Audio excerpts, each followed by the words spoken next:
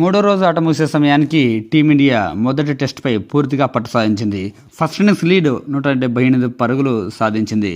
రేపు మరో 2 సెషన్లు ఫాస్ట్గా బ్యాటింగ్ చేస్తే శ్రీలంక ముందు ఓ 400 పరుగులు లేదంటే 350 పరుగులు టార్గెట్ పెట్టామంటే ఖచ్చితంగా టీమిండియా మొదటి టెస్ట్ గెలవడం గ్యారంటీ. ఇక ఈరోజు ఆట మొదలుపెట్టిన టీమిండియా చివరి వికెట్ను 3 పరుగులు మాత్రమే జత చేసి అవుట్ అయింది. నిన్న 459 పరుగులు చేసి 9 వికెట్లు కోల్పోతే ఈరోజు 462 పరుగులకు ఆల్అవుట్ అయింది.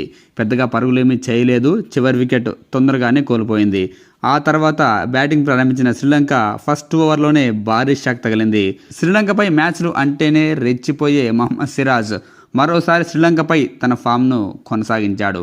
ఫస్ట్ ఓవర్లోనే శ్రీలంక ఓపెనర్ నిషాన్ ఫెర్నాండోను రెండో బంతికి అవుట్ చేశాడు. ఇంకా అప్పటి నుంచి శ్రీలంక కష్టాలు మొదలయ్యాయి. లహిరు ఉడానా 27 పరుగులే చేసి అవుట్ అయ్యాడు. ఆ తర్వాత చాండిమల్ 4 పరుగులు, కమిందు మెండిస్ 14 పరుగులు, ధనంజయ్ డిసిల్వా 21 పరుగులు.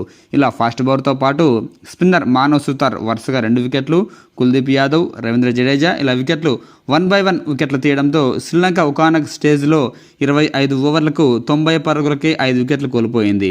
ఒకానొక టైంలో శ్రీలంక 150 పరుగులు అయినా చేస్తుందా లేదా అనిపించింది. కానీ ఆ సమయంలో శ్రీలంక బ్యాట్స్మెన్లు సోనాల్ దినుషా సూపర్ సెంచరీ చేయడం, నీరోషన్ డిక్వెల్లా వికెట్ కీపర్ బ్యాట్స్మెన్ 80 పరుగులతో ఇద్దరు కూడా భారీ ఇన్నింగ్స్లు ఆడడంతో శ్రీలంక కోలుకుంది. వీళ్ళిద్దరూ భారీ పార్ట్నర్షిప్ను బిల్డ్ చేశారు. 6 వికెట్కు దాదాపు 146 పరుగుల పార్ట్నర్షిప్. దీంతో శ్రీలంక మన స్కోర్కు కాస్త అటు ఇటుగా చేస్తుందేమో అనిపించింది. ఇక శ్రీలంక కోలుకుంది, భారీ స్కోర్ చేసేలా కనిపించింది. కానీ ఆ టైంలో ఒక బ్రేక్ ఇచ్చాడు ప్రసిద్ధ్ కృష్ణ. 80 పరుగులు చేసిన కీపర్ బ్యాట్స్మెన్ డిక్వెలను అవుట్ చేయడంతో శ్రీలంక మరోసారి కుప్పకూలింది.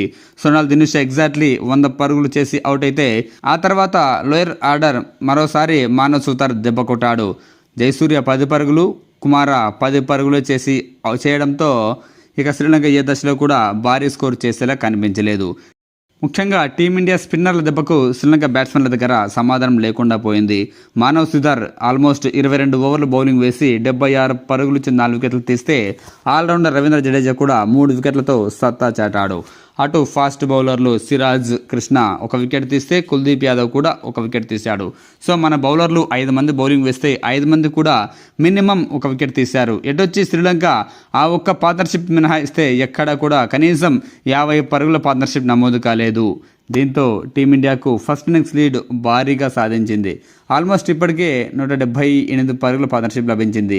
రేపు కనుక మరో 2 సెషన్ల బ్యాటింగ్ చేసి మరో 200 పరుగులు కనుక శ్రీలంకకు టోటల్గా వచ్చేసి ఓ 350 పరుగులు టార్గెట్ విధిస్తే టీమిండియా మరో 5 సెషన్లలో శ్రీలంకను ఆల్అవుట్ చేయగలిగితే టీమిండియాకు మొదటి విజయం దక్కినట్టే.